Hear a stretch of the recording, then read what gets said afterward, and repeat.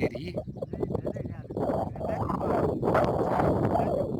ਲੈਂਦੀ ਮੂੰਹ ਤੇ ਅੱਜ ਪਹਾੜਾਂ ਵੱਲ ਤੂਫਾਨ ਹੀ ਲੱਗਦਾ ਨੇਰੀ।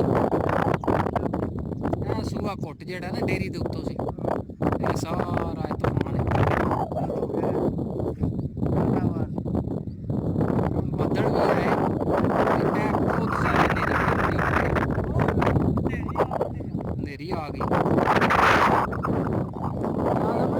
ਨੇਰੀ ਆ ਗਈ, ਨੇਰੀ ਆਈ, ਇਹ ਡੇਰੀ ਦੇ ਨੇੜੇ ਪਹੁੰਚ ਆਈ।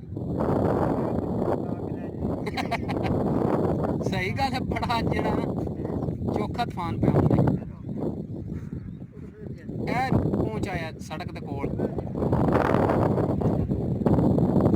ਅੱਛਾ ਜੀ, ਨੇਰੀ ਬਹੁਤ ਜ਼ਿਆਦਾ ਆਈ, ਬਹੁਤ ਜ਼ਿਆਦਾ ਜਿਹੜਾ ਨਾ ਤੂਫਾਨ ਪਿਆ ਹੁੰਦਾ।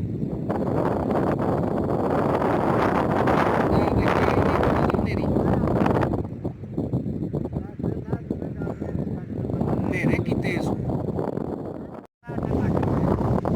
ਦੇਖਿਆ ਕੋਈ ਸ਼ਾਇਦ ਨਹੀਂ ਨਜ਼ਰ ਪਈ ਆਉਂਦੀ। ਹੋਏ